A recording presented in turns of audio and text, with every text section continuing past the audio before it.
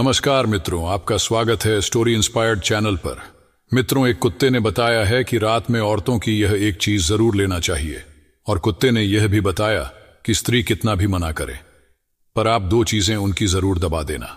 तो दोस्तों, आइए इस कहानी के माध्यम से समझते हैं कि स्त्री की कौन सी चीजों को किस तरह दबाना है और कौन सी चीजें रात में जरूर लेनी है।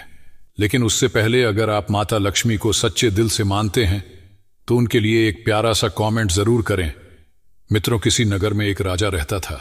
राजा तो बड़ा बुद्धिमान था, बहादुर था, प्रजापालन नीति निपुण था और धर्म कर्म में रुचि रखने वाला था।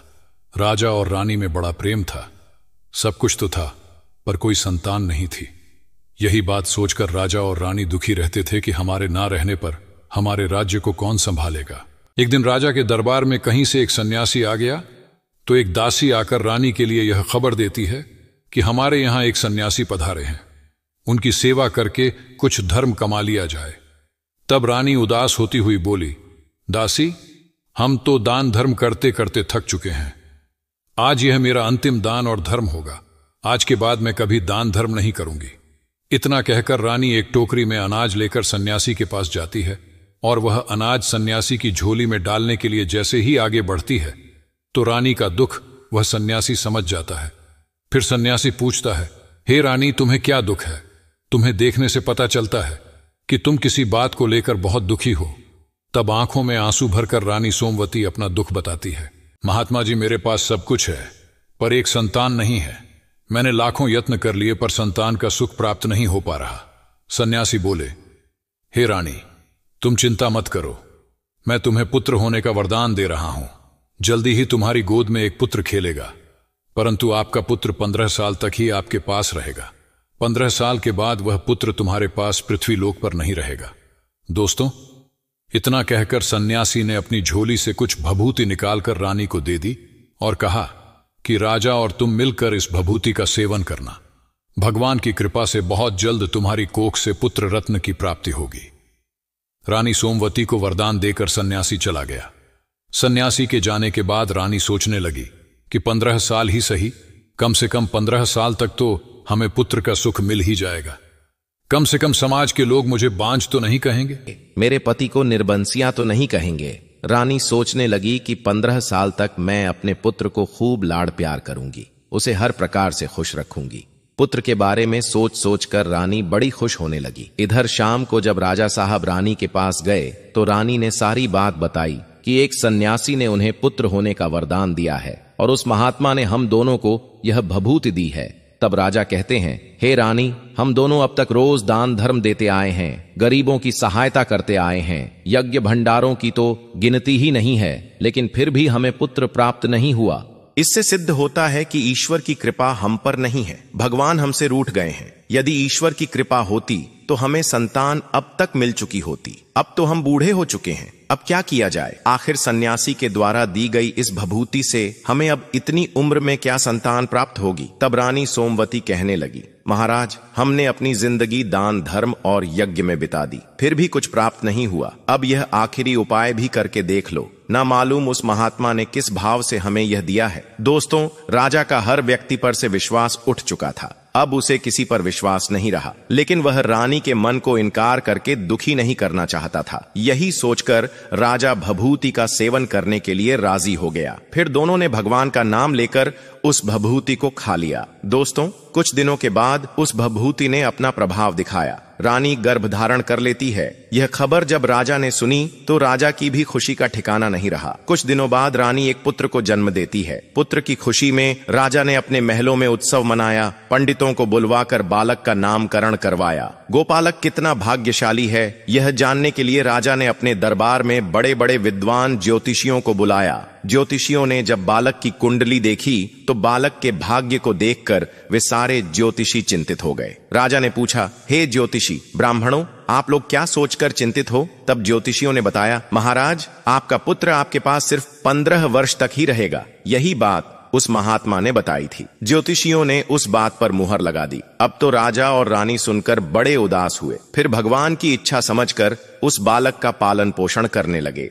वे दोनों सोचते थे कि संतानहीन होने से तो अच्छा है कि 15 साल के लिए संतान का सुख मिल जाए। उन्होंने बालक को पालने पोसने में और लाड़ प्यार देने में कोई कमी नहीं छोड़ी। राज परिवार में पलकर वह बालक बड़ा होने लगा। धीरे धीरे वह बालक 5 साल का हो जाता है। तब राजा साहब एक विद्वान आचार्य से उस बालक की शिक्षा दिलाते हैं, उसे वेद शास्त्रों का अध्ययन कराते हैं, अनेक विद्याओं का उसे अभ्यास कराते हैं। धीरे धीरे राजकुमार शास्त्र और ध्यान में निपुण हो गया। धीरे धीरे करके राजकुमार 12 वर्ष की आयु में पहुंच जाता है। तब उसी समय महाराज एक अच्छी सी राजकन्या को तलाश करके अपने राजकुमार की बड़ी धूमधाम के साथ शादी कर देते हैं। इधर राजकुमार की अवस्था 14 साल की हो जाती है। तब एक दिन राजकुमार अपने पिता से बोला, पिताजी, मैं अपने पूरे राज्य में घूमकर देखना चाहता हूँ, अपने राज्य का भ्रमण करना चाहता हूँ। अब तक मैं अपने राजमहल से निकलकर कहीं बाहर नहीं गया हूँ। पुत्र की बात सुनकर राजा चिंतित हो जाता है, क्योंकि इधर राजकुमार का 14वां साल जो था वह शुरू हो चुका था। अब बड़ी अनहोनी होने का जो डर था वह नजदीक आ चुका था। राजा ने यह सब बातें अपने पुत्र को नहीं बताई थीं। तब राजा अपने चेहरे पर झूठ मूठ की खुशी लाकर अपने पुत्र से कहता है, हाँ बेटा, तुम जरूर जाओ, तुम्हें अपना राज्य घूमकर जरूर देखना चाहिए, अपने राज्य में भ्रमण करना चाहिए और अपने राज्य की प्रजा का दुख सुख देखना चाहिए। आखिर तुम्हारे राज्य में जनता खुश है या नहीं, और तुम्हें भी देखना चाहिए आखिर तुम्हारे राज्य का हिस्सा कहाँ तक है, कहाँ पर कौन व्यक्ति निवास करता है। इन सब बातों की जानकारी एक राजा के लिए होनी चाहिए, क्योंकि बेटा, मेरे मरने के बाद तुम्हें ही इस राज्य को संभालना है। मैं इस राज्य का राजा हूँ, लेकिन बेटा एक बात ध्यान रखना, तुम जहाँ जा रहे हो, जो देखोगे, जो करोगे, उसके बारे में अपनी पत्नी को मत बताना। तब वह बेटा कहता है, ठीक है पिताजी, आप जैसा बताएंगे मैं वैसा ही करूंगा। इस प्रकार से राजकुमार पूरे दिन अपनी पत्नी के साथ रहता है, उसके साथ हंसी मजाक करता है, प्रेम भरी बातें करता है और खुशियों के पल एक दूसरे के साथ बिताकर रात्रि के समय ठीक 12 बजे बिस्तर से उठकर महल से बाहर चला जाता है और सुबह होने से पहले वापस लौटकर पुनः अपने महल में अपने पलंग पर आकर सो जाता है। इसी प्रकार से बहुत दिनों तक चलता रहा। अब उस राजकुमार के 14 साल पूरे होने में कुछ ही दिन शेष बचे थे। एक रात उसकी पत्नी यानी कि छोटी रानी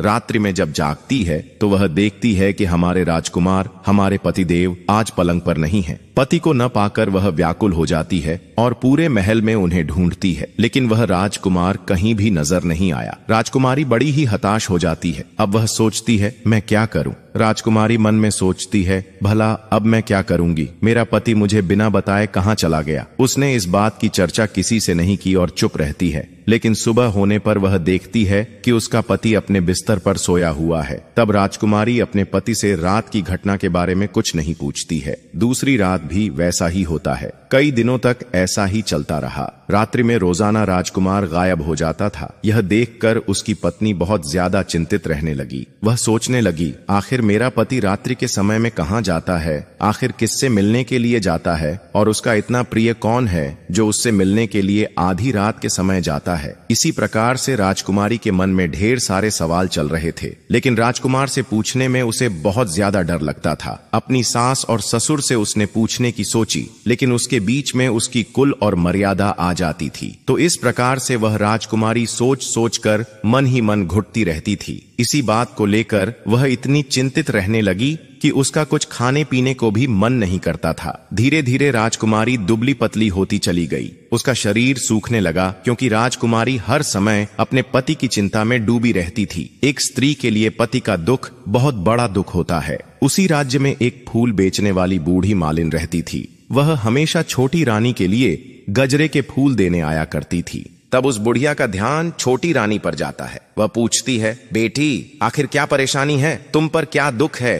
तुम इतनी कमजोर क्यों होती जा रही हो? तुम्हारा शरीर सूख कर कांटा होता जा रहा है। उस बूढ़ी मालिन के पूछने पर राजकुमारी कहती है, हे बूढ़ी माँ, आखिर मैं तुम्हें क्या बताऊं? मेरा पति हर रात बिस्तर से उठकर न जाने कहां चला जाता है और सुबह वापस आकर बिस्तर पर सो जाता है। आखिर वह कहां जाता है? इस बात को सोचकर मैं बहुत परेशान रहती हूँ। इसी बात की वजह से मेरा मन कुछ भी खाने पीने को नहीं करता और इसी परेशानी की वजह से मैं सूख सूख कर कांटा बन चुकी हूँ। राजकुमारी की पूरी बात सुनने के बाद मालिन राजकुमारी को एक उपाय बताती है। बेटी, तुम ऐसा करना, आज पूरी रात भर तुम सोना मत। तुम रात भर जागते रहना और जब राजकुमार कहीं जाने लगे तो तुम राजकुमार के पीछे पीछे जाकर देखना कि वह कहाँ जाता है, किससे मिलता है और क्या करता है। आज रात्रि में जाकर तुम अच्छी तरह से अपने पति की पहरेदारी करना। तब राजकुमारी कहती है, लेकिन बूढ़ी माँ, यदि मुझे नींद आ गई तो फिर मैं क्या करूंगी? तब मालिन कहने लगी, हे राजकुमारी, तुम्हें नींद ना आए इसके लिए तुम यह काम करना, अपने सीधे हाथ की उंगली में एक जख्म बना लेना, उसमें थोड़ा सा नमक लगा लेना। उस नमक से तुम्हें बहुत पीड़ा होगी और उस पीड़ा की वजह से तुम्हें रात भर नींद नहीं आएगी। राजकुमारी बोली, ठीक है, मैं वैसा ही करूंगी। उस रात राजकुमारी अपनी उंगली में जख्म बना लेती है और उसमें नमक लगा लेती है। उसकी उंगली में बहुत पीड़ा होती है। पीड़ा की वजह से उसे रात भर नींद नहीं आती, लेकिन सुबह के समय जब पीड़ा शांत हो जाती है तो राजकुमारी फिर सो जाती है। दूसरे दिन फिर वह मालिन फूल लेकर राजकुमारी के महल में पहुंचती है और पूछती है, बेटी, क्या तुमने अपने पति को देख लिया कि आखिर तुम्हारा पति कहां जाता है? तो राजकुमारी जवाब देती है, नहीं बूढ़ी मां, मैं पीड़ा की वजह से 12 बजे तक तो जागती रही। पीड़ा शांत होने पर मैं सो गई।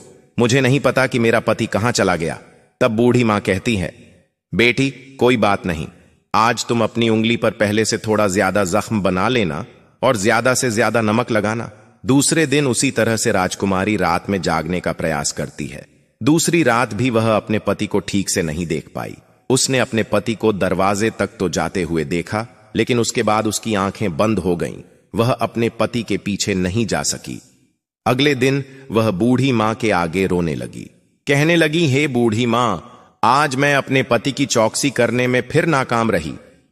तब वह मालिन उसे धीरज बनाती है कि बेटी, तू दुखी मत हो, भगवान तेरी मदद अवश्य करेंगे। तुम आज रात के लिए अपने हाथ में जख्म और बड़ा बना लेना और उस पर कल से भी ज्यादा नमक छिड़क लेना, और जब तुम्हारा पति रात के समय तुम्हारे पलंग से उठकर महल से बाहर जाने लगे तो उसी समय पर अपने पति का रास्ता रोककर अपने पति से पूछना कि तुम कहां जा रहे हो। दोस्तों, उस बूढ़ी मां ने जैसे बताया था, राजकुमारी ने अगली रात वैसा ही किया। आज रात राजकुमारी को बिल्कुल भी नींद नहीं आई। जब राजकुमार आधी रात के समय महल से बाहर निकलकर जाने लगा तो वह राजकुमारी दौड़कर उसका रास्ता रोक लेती है और पूछती है कि आप कहां जा रहे हो और आप रात के समय किससे मिलने जाते हो? आखिर ऐसा क्या काम है जो रात के समय तुम जाकर करते हो? आज तुम्हें यह बात मुझे बतानी ही होगी। राजकुमारी के बार बार पूछने पर राजकुमार कहता है, हे प्रिय, यदि यह रहस्य मैंने तुम्हें बता दिया तो मैं तुम्हें दोबारा देखने को नहीं मिल पाऊंगा। तब राजकुमारी कहने लगी, कोई बात नहीं, लेकिन आप आधी रात के समय कहां जाते हो? यह बात मुझे जरूर बताओ। राजकुमारी की बात को सुनकर राजकुमार बिल्कुल मजबूर हो जाता है। इधर राजकुमार के 14 साल पूरे हो चुके थे और 15वां वर्ष लग गए थे। राजकुमार मन में सोचने लगा, अब भगवान की कृपा से जो होने के लिए है वह हो जाने दो। यही सोचकर वह कुछ अनाज के दाने मंत्रों से सिद्ध करने के बाद अपनी पत्नी के हाथों में रखता है और कहता है कि हे राजकुमारी, तुम इस अनाज को दोनों हाथों की मुट्ठी में पकड़ लो। पहले सीधे हाथ के अनाज को तुम मेरे ऊपर फेंकना, फिर उसके बाद में तुम्हें पता चलेगा कि मैं कौन हूं।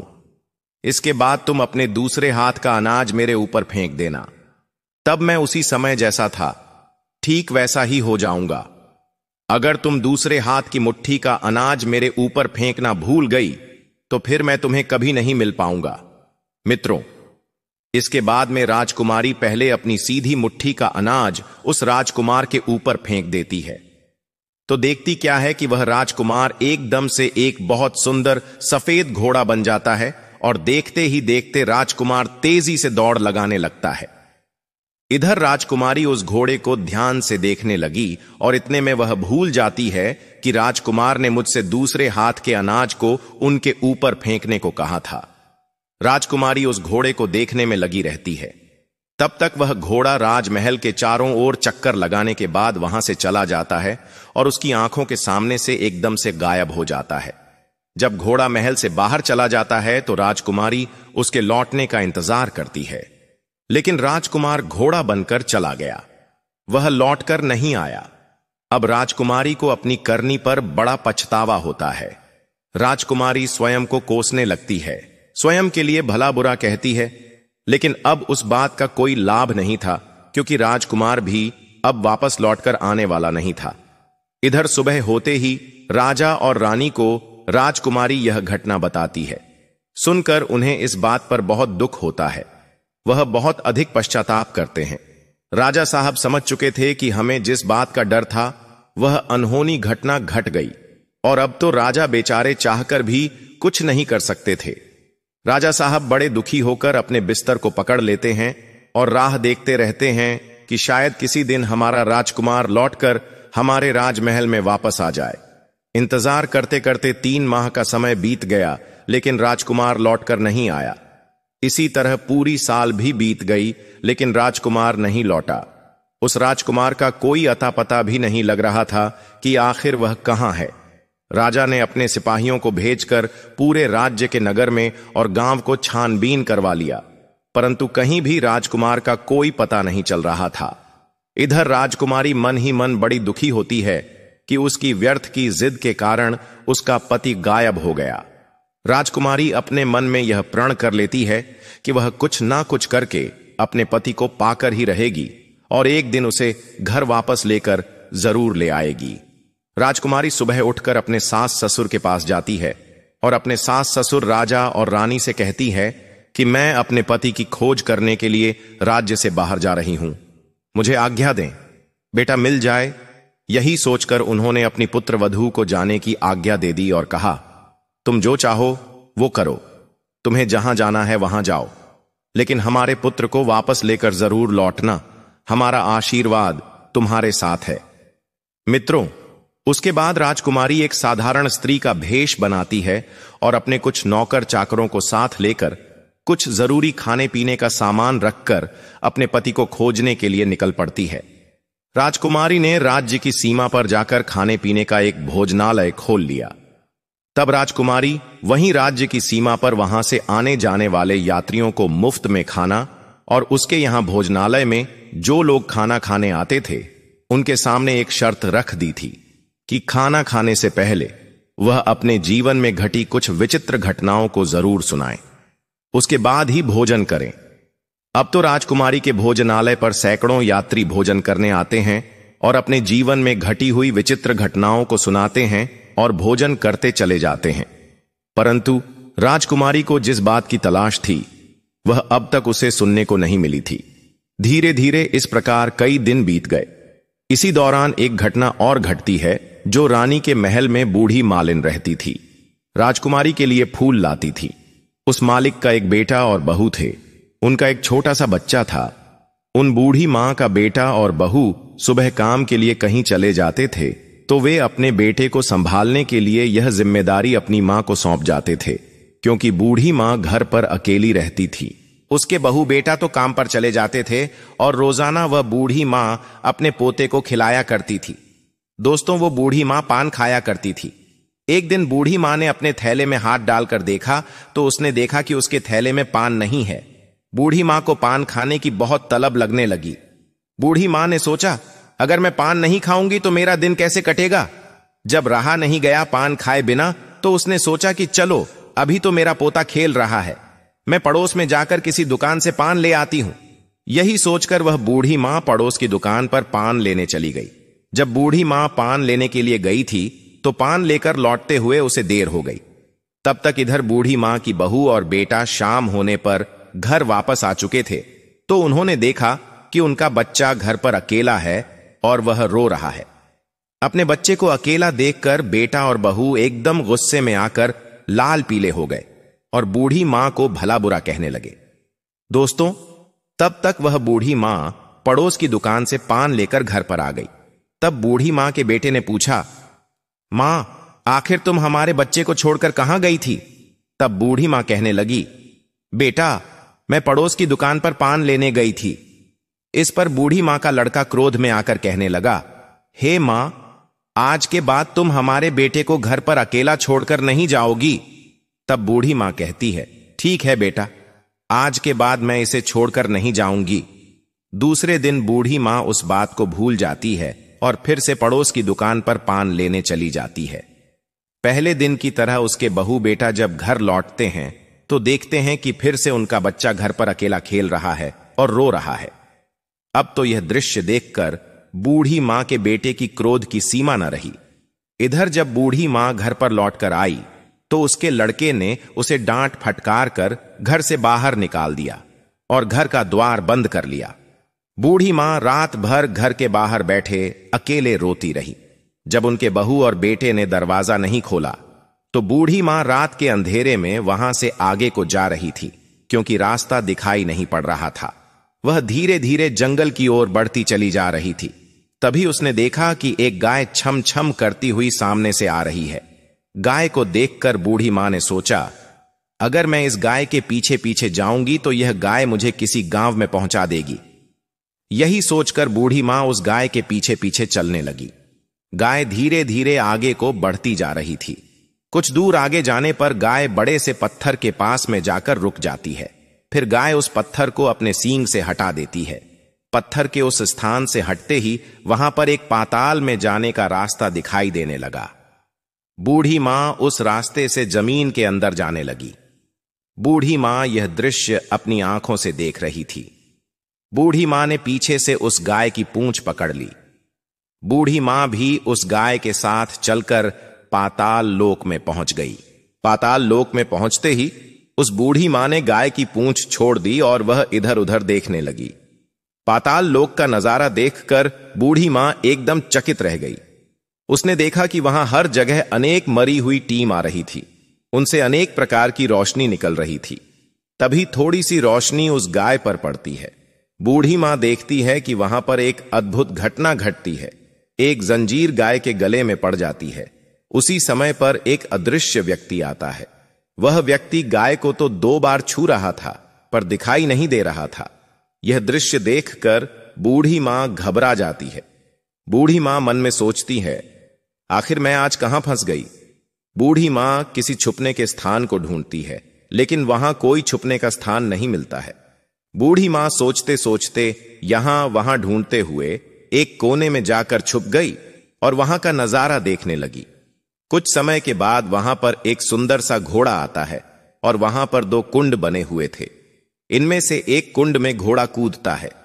कुंड में कूदकर घोड़ा बाहर निकलता है तो वह बहुत सुंदर राजकुमार बन जाता है। राजकुमार बनने के बाद उसने दूसरे कुंड में स्नान किया और वहां पर रखे हुए अपने नए वस्त्र पहने। थोड़ी दूर पर एक पलंग बना हुआ था। वह राजकुमार उसी पलंग पर जाकर बैठ जाता है। फिर उसके सामने अचानक से एक सुंदर भोजन की थाली आती है। वह राजकुमार उस थाली पर बैठकर भोजन करने लगता है। मित्रों, राजकुमार के कक्ष में एक तोता रहता था। वह तोता भी बड़ा सुंदर था। वह राजकुमार के सामने आकर बैठ जाता है। तब वह राजकुमार उस तोते से पूछता है, हे तोता, तुम मुझे यह बताओ कि मेरे माता पिता पृथ्वी पर क्या कर रहे हैं। तब वह तोता राजकुमार को बताता है, हे राजकुमार, पृथ्वी लोक पर आपके माता पिता इस समय बहुत दुखी हैं। वे अपने बेटे को लेकर बड़े चिंतित रहते हैं। फिर कुमार पूछता है, हे तोता, इस समय हमारे राज्य की देखभाल कौन कर रहा है और हमारी पत्नी क्या करती है। तब तोता राजकुमारी के बारे में बताता है। आपकी पत्नी राजकुमारी ने राज्य की सीमा पर एक भोजनालय खोला है और आपके पिताजी बूढ़े हो गए हैं, इसलिए आपके राज्य की देखभाल आपका प्रधानमंत्री करता है। और आपकी पत्नी भोजनालय खोलकर वहां आने जाने वाले यात्रियों से जो भोजन करने आते हैं उनसे नई नई खबर पूछती रहती है और उन्हें भोजन कराती है। दोस्तों, इतना पूछने के बाद वह राजकुमार अपनी सैया पर सो जाता है। इधर बूढ़ी मां कोने में खड़ी खड़ी यह दृश्य देख रही थी। बूढ़ी मां ने ऐसी घटना जिंदगी में कभी नहीं देखी थी। वह अपनी भूख प्यास सब भूल चुकी थी। उसे समझ नहीं आ रहा था कि मैं क्या करूं। इस प्रकार से पूरी रात निकल जाती है। सुबह होने पर वह राजकुमार फिर से घोड़ा बनकर चला जाता है और वह घोड़ा कहां गया इस बात का बूढ़ी मां को पता नहीं था। घोड़े के जाने के बाद वह गाय भी एकदम से तेजी से पाताल लोक से बाहर निकलने के लिए आती है। तब बूढ़ी मां ने सोचा, इस गाय के साथ मैं पाताल लोक में आ गई तो गाय के साथ ही मुझे बाहर जाना चाहिए, नहीं तो पता नहीं कौन सी अनहोनी मेरे साथ घट जाए। यह सोचकर वह गाय को दौड़ते हुए देख बूढ़ी मां ने भी गाय के पीछे पीछे चलना शुरू किया और झपट कर उसकी पूंछ पकड़ ली। गाय के साथ बूढ़ी मां पृथ्वी पर आ जाती है और वह सुरंग का रास्ता फिर से उसी पत्थर से बंद हो जाता है। गाय तो जंगल की ओर चली जाती और इधर बूढ़ी मां उस दृश्य को देखकर एकदम बावली सी हो गई थी। उसने पाताल लोक में जो कुछ देखा था वह सब कुछ बूढ़ी मां किसी को बताने के लिए उतावली हो रही थी। तब उसी समय पर बूढ़ी माई के लिए एकदम से याद आया कि हमारे राज्य की सीमा पर कोई राजकुमारी भोजनालय चलाती है और नई नई बात बताने वाले व्यक्ति के लिए राजकुमारी अच्छा अच्छा भोजन करवाती है। वह बूढ़ी मां सोचने लगी, किसी और को बताने से तो अच्छा है, क्यों ना मैं यह बात जाकर उस राजकुमारी को बताऊं। मेरी बात उस राजकुमारी को जरूर पसंद आएगी। उसके समझ में आ गई तो मुझे आज के बाद खाने पीने की कोई चिंता नहीं रहेगी। यही सोचकर बूढ़ी मां राजकुमारी के भोजनालय पर पहुंच जाती है। भोजनालय के द्वार पर एक ढोल रखा हुआ था। बूढ़ी मां ने तुरंत जाकर उस ढोल को बजा दिया। ढोल की आवाज सुनकर राजकुमारी ने सोचा कि आज कोई मुझे बहुत बड़ी बात बताने आया है। राजकुमारी ने तुरंत अपने सिपाहियों को आदेश दिया कि जाइए, आज भोजनालय पर कोई अतिथि आया है, उसकी जाकर खातिर खुशामद कीजिए। मित्रों, इधर राजकुमारी का आदेश पाते ही सिपाही दौड़कर उसी जगह पर पहुंच जाते हैं जहां बूढ़ी मां खड़ी थी। उन्होंने देखा कि एक बूढ़ी मां ढोल बजा रही है। सिपाहियों ने पूछा, हे मां, यह ढोल क्यों बजा रही हो? तब बूढ़ी मां कहती हैं, बेटा, हमने सुना है कि यहां भोजनालय पर मुफ्त भोजन मिलता है, इसीलिए आपके भोजनालय पर आई हूं। तब सिपाहियों ने जवाब दिया, हे बूढ़ी मां, तुम्हें भोजन तो मिल जाएगा, लेकिन उसके लिए तुम्हें कोई नई बात बतानी होगी। तब बूढ़ी मां कहती हैं, हां बेटा, मैं एक बहुत ही नई बात जानती हूं, जिसे तुम सुनोगे तो दंग रह जाओगे। बूढ़िया की बात सुनकर सिपाहियों ने यह बात राजकुमारी को बताई कि वह कोई नई बात बताना चाहती है। राजकुमारी ने सिपाहियों को आदेश दिया कि जो बूढ़ी मां यहां पर आई है उसके साथ अच्छा व्यवहार करना, उसका खूब आदर सत्कार करना। मित्रों, राजकुमारी का आदेश पाते ही सिपाही लोग उस बूढ़ी मां की सेवा में जुट जाते हैं। सुंदर सुंदर पकवानों से भरी हुई थाली उसके आगे रख देते हैं। बूढ़ी मां कई दिनों से भूखी थी। आज उसने स्वादिष्ट भोजन देखा तो वह खाने लगी और खूब पेट भर के भोजन किया। भोजन करने के बाद सिपाही उस बूढ़ी मां को राजकुमारी के पास ले जाते हैं। राजकुमारी ने उसे बूढ़ी मां को देखते ही पहचान लिया। राजकुमारी को देखकर बूढ़ी मां को भी आश्चर्य हुआ कि पुत्री, तुम यहां कैसे? इसके बाद राजकुमारी पूछती है, हे मां, तुम मुझे कौन सी नई बात बताना चाहती थी? मुझे बताओ। मित्रों, पहले तो बूढ़ी मां राजकुमारी को वह बात बताना चाहती थी, लेकिन राजकुमारी ने बार बार आग्रह किया, हे मां, यदि तुमने ऐसी बात देखी है तो मुझे जरूर बताओ। मैं तुम्हारी जीवन भर सेवा करूंगी। तुम्हें अपने महल में, तुम्हें अपने राज्य महल में ले जाकर रानी माता की तरह। मित्रों, राजकुमारी के मुख से यह बात सुनकर बूढ़ी मां बहुत प्रसन्न होती है और उन्होंने पाताल लोक में जो कुछ भी देखा था वह सब राजकुमारी को बता दिया। बूढ़ी मां की बात सुनकर राजकुमारी को विश्वास हो गया कि बूढ़ी मां ने जो कुछ भी देखा है वही मेरा पति है। तब राजकुमारी बूढ़ी मां से कहती है, हे मां, आपने जो कुछ जहां देखा है कृपया मुझे भी वहीं ले चलिए। तब बूढ़ी मां समझाने लगी, बेटी, मैंने जो घटना देखी है वह पाताल लोक की घटना है। मैं तो वहां से जैसे तैसे करके निकल आई। अगर तुम वहां जाओगी तो तुम्हारी जान खतरे में पड़ जाएगी। राजकुमारी ने बूढ़ी मां की एक भी बात नहीं सुनी। वह बार बार वहां जाने की जिद करने लगी। आखिर में राजकुमारी का कहना बूढ़ी मां मान लेती है और कहने लगी, ठीक है बेटा, तुम नहीं मानती हो तो आज मैं तुम्हें वहां लेकर के चलती हूं। पर बेटी, आज नहीं, कल मैं तुम्हें वहां लेकर जरूर चलूंगी। मैं बहुत थक चुकी हूं। मित्रों, अगला दिन होता है और शाम होती है तो अगले दिन राजकुमारी उस बूढ़ी मां के साथ में उसी जगह पर पहुंची जहां एक पत्थर रखा हुआ था। थोड़ी देर में वह गाय आती है और गाय अपने सिंह से उस पत्थर को हटा देती है। मित्रों, पत्थर हटते ही पाताल लोक का रास्ता खुल गया। गाय उस रास्ते से पाताल के अंदर जाने लगी। बूढ़ी मां के कहने पर राजकुमारी ने उस गाय की पूंछ पकड़ ली और गाय की पूंछ पकड़कर पाताल में चली गई। बूढ़ी मां पिछली बार की तरह एक कोने में छुपकर खड़ी हो जाती है और दोनों उसी कोने से पाताल का नजारा देखने लगती हैं और पाताल लोक में सब कुछ पहले की तरह घटित हो रहा था। थोड़ी देर में एक सफेद घोड़ा आता है और वह उस कुंड में छलांग लगाता है। घोड़े से वह राजकुमार बन जाता है।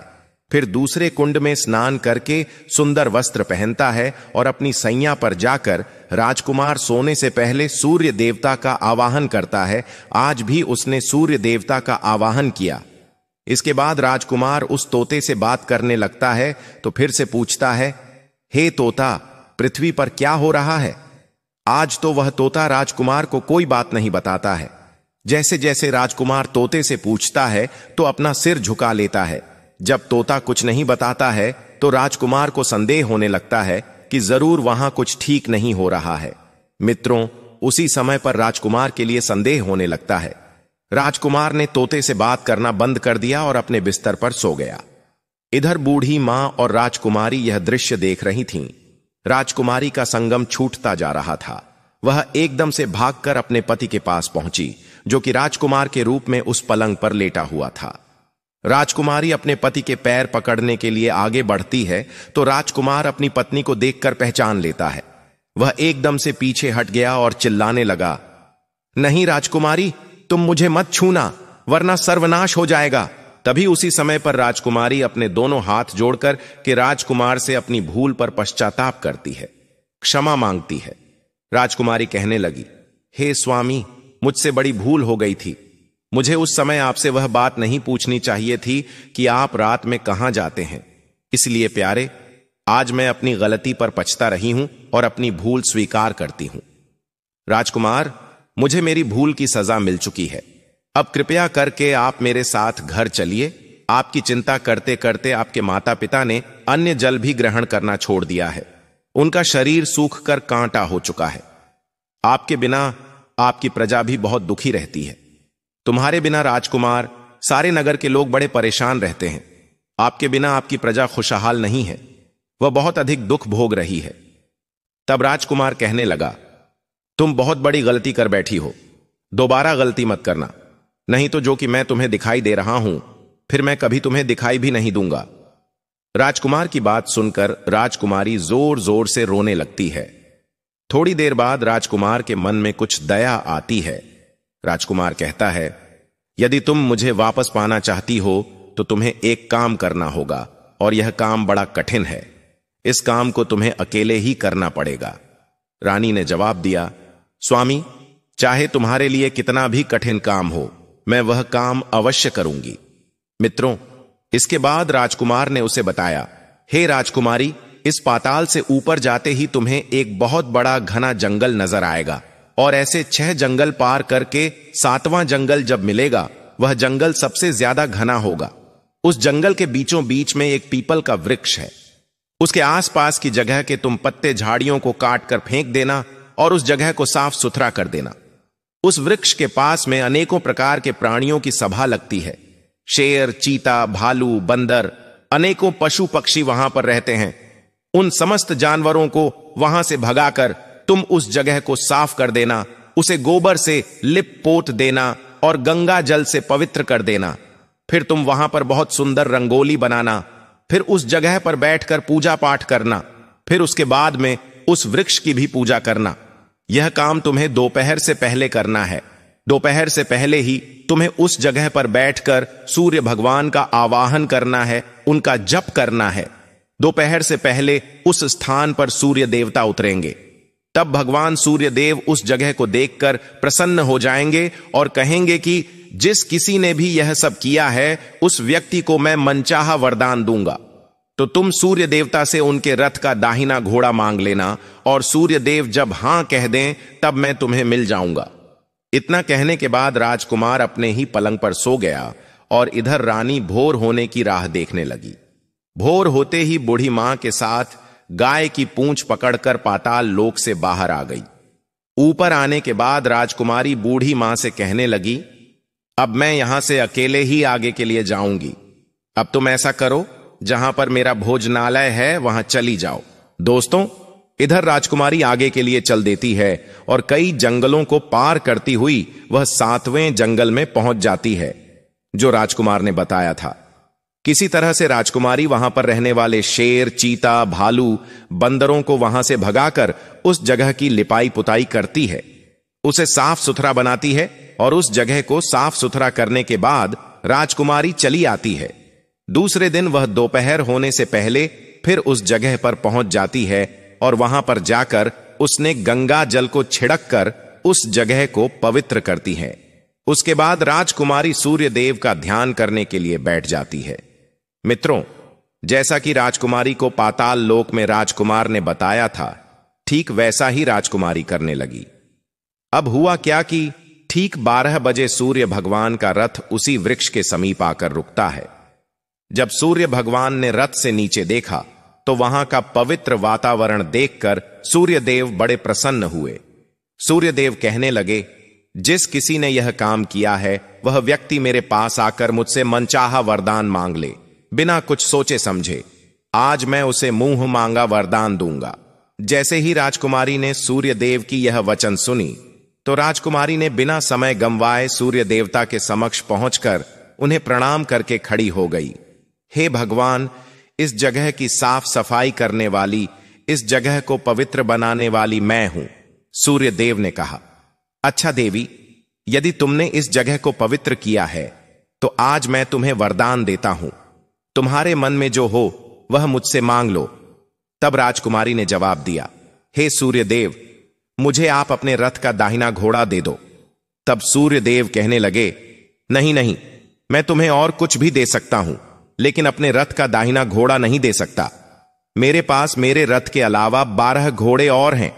तुम चाहो तो उनमें से कोई घोड़ा मांग लो, लेकिन मैं तुम्हें अपना दाहिना नहीं दे सकता।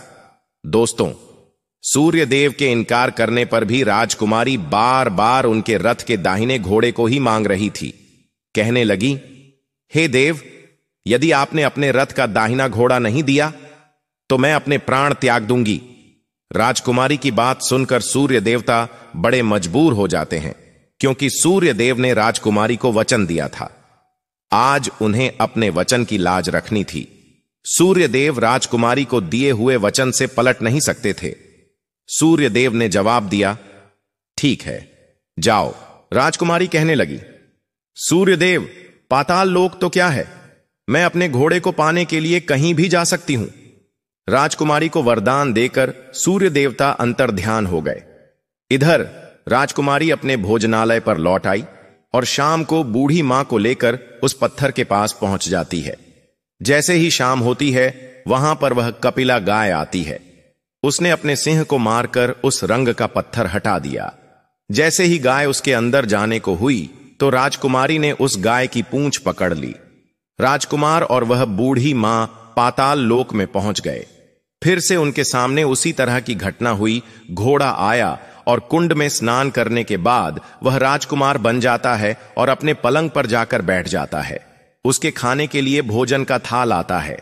भोजन करने के बाद राजकुमार में फिर से उस तोते से पूछा कि धरती पर उसके माता पिता कैसे हैं। तो तोते ने बताया, राजकुमार, आपके माता पिता आपकी चिंता में बिल्कुल मरने की स्थिति में हैं। राजकुमार की आंखों में यह सुनकर आंसू आ जाते हैं। उसके बाद उसने पूछा, हे तोता, मेरे राज्य को कौन चला रहा है? तोते ने बताया कि आपके राज्य को आपका प्रधानमंत्री चला रहा है और धीरे धीरे वह तुम्हारे राज्य का माल खजाना सब हड़प कर चुका है। वह प्रजापति बड़ा शोरूम उठाता है और बहुत अत्याचार करता है। इस प्रकार तोते के मुख से यह बात सुनकर राजकुमार को बड़ा क्रोध आता है। अब राजकुमार पूछने लगा, हे तोता, आखिर अब मेरी पत्नी क्या कर रही हैं? इतना सब सुनने के बाद तोता कुछ नहीं कहता, वह बिल्कुल चुप हो जाता है। अब रानी का संयम जवाब देने लगा। वह दौड़कर अपने पति के सम्मुख आ पहुंची। तब उसी समय पर राजकुमार रानी से कहने लगा, हे राजकुमारी, अब मैं तुम्हें प्राप्त हो चुका हूं। तुमने अपनी तकलीफ और भक्ति से मुझे जीत लिया है। तब राजकुमारी ने जवाब दिया, हे स्वामी, क्या आप फिर से घोड़ा नहीं बनोगे? राजकुमार ने जवाब दिया, नहीं, तुमने मुझे सूर्य देवता से मांगा है, इसलिए मैं तुम्हारा हूं। अब मैं दोबारा घोड़ा कभी नहीं बनूंगा। तब राजकुमारी से उस राजकुमार ने कहा, हे राजकुमारी, तुमने मुझे प्राप्त करने के लिए इतनी सारी मुसीबतें उठाई हैं। सूर्य देव ने मुझे सदा के लिए उस जन्म से मुक्त कर दिया है। राजकुमार ने बड़े ही प्यार से राजकुमारी को गले लगाया और अपने वस्त्रों से उसके आंसू पोंछे। रात बिताने के बाद जब सवेरा होता है तो वह गाय पृथ्वी लोक पर आने लगती है। वह राजकुमार अपनी पत्नी को लेकर उस बूढ़ी मां के साथ गाय की पूंछ पकड़कर पृथ्वी पर आ जाता है। ऊपर आने पर बूढ़ी मां और राजकुमार सीधे भोजनालय पहुंचते हैं। उन्होंने जाकर वहां का सब सामान लोगों में बांट दिया और अपने भोजनालय पर ताला लगाकर अपने राज्य के घर लौटते हैं। घर आकर देखा कि वह प्रधानमंत्री राजकुमार को देखकर घबरा जाता है। दरअसल प्रधानमंत्री यह समझता था कि राजा का कोई बेटा नहीं है, इसलिए राज्य उसी का है। अब तो राजकुमार ने उस प्रधानमंत्री को बंदी बनाकर थाने में डाल दिया और पहले की तरह अपना राज्य सिंहासन सब कुछ अपने हाथ में ले लिया। उसके बाद राजकुमार अपने बूढ़े माता पिता से मिलने जाता है। तब राजकुमार जाकर देखता है कि उसके माता पिता उसके वियोग में बिल्कुल सूख कर कांटे हो चुके हैं। अपने बेटे को आया हुआ देखकर राजा और रानी की आंखों में आंसू बहने लगते हैं। वे दोनों अपनी बढ़ती उम्र के कारण बेटे की राह देखते देखते बूढ़े हो चुके थे। उनके शरीर में किसी प्रकार की कोई ताकत नहीं बची थी। अपने पुत्र को जैसे ही उन दोनों ने देखा तो एकदम से गले लगा लिया। बड़े प्यार के साथ अपने बेटे को सहलाने लगे। अपने बेटे को प्राप्त करने के बाद राजा और रानी के शरीर में एक नया जीवन आ गया। कुछ दिनों में ही वह अपने बिस्तर से उठकर बैठने लगे। राजकुमार के लौटने की खबर राज्य में फैल गई। मित्रों, अब तो उस राज्य की प्रजा बहुत खुश हुई। राजकुमार रथ पर बैठकर अपनी पूरी प्रजा को दर्शन देता है और वचन देता है कि अब तुम पर कोई जुर्म नहीं करेगा। मेरे पिता के वृद्ध होने पर धूर्त मंत्री अपनी मनमर्जी करने लगा था। उन्हें मैंने बंदी गृह में डाल दिया है। अब आप पर कोई अत्याचार नहीं करेगा। दोस्तों, इस तरह से राजा सुदास और रानी सोनामती अपने पुत्र को राजा बनाने के बाद ईश्वर की भक्ति करने के लिए जंगल में चले जाते हैं और इधर राजकुमार अपनी पत्नी के साथ हंसी खुशी से अपना राज्य कार्य करने लगता है। कहानी का तात्पर्य यह है कि अगर किसी की स्त्री पति के प्रति वृत्ति और सच्ची है तो वह विधाता के लेख को भी बदल सकती है।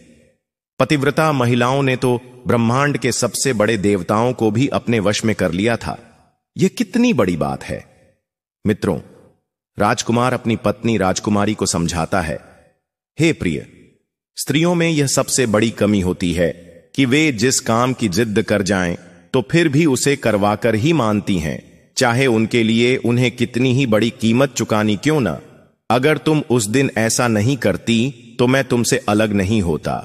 नारियों के गुणों की बात करें तो गुण तो उनके अंदर बहुत होते हैं जिनका वर्णन कर पाना बड़ा मुश्किल है, मगर कुछ दोषों की बात करें तो नारियों के लिए 3 दोष सर्वनाश करवा देते हैं। पहला दोष होता है व्यर्थ की हाय, दूसरा दोष होता है झूठा रोना और तीसरा दोष होता है कटुवाणी। देवी द्रौपदी के हाय ने महाभारत करवा दिया था। सुपनखा के झूठे रोने से रावण का वंश मिटा दिया और स्त्रियों की कर्कश वाणी ने ना जाने कितने घरों को उजाड़ दिया। नारी की वाणी में अमृत भी होता है और विष भी होता है। यह ऊपर है कि वह किसे अमृत पिला देती है और किसे विष, लेकिन नारी के त्याग, प्रेम और तपस्या की बात करें तो उसकी कोई सीमा नहीं है। पति के प्राण बचाने के लिए यमलोक तक भी नारी पहुंच जाती है और दूसरों की बात करें तो अपनी पति की मृत्यु का कारण बन जाती है। तो दोस्तों, यह कहानी कैसी लगी? अपने कमेंट सेक्शन में अपनी राय जरूर देना। मिलते हैं अगली वीडियो में एक और चर्चा के साथ।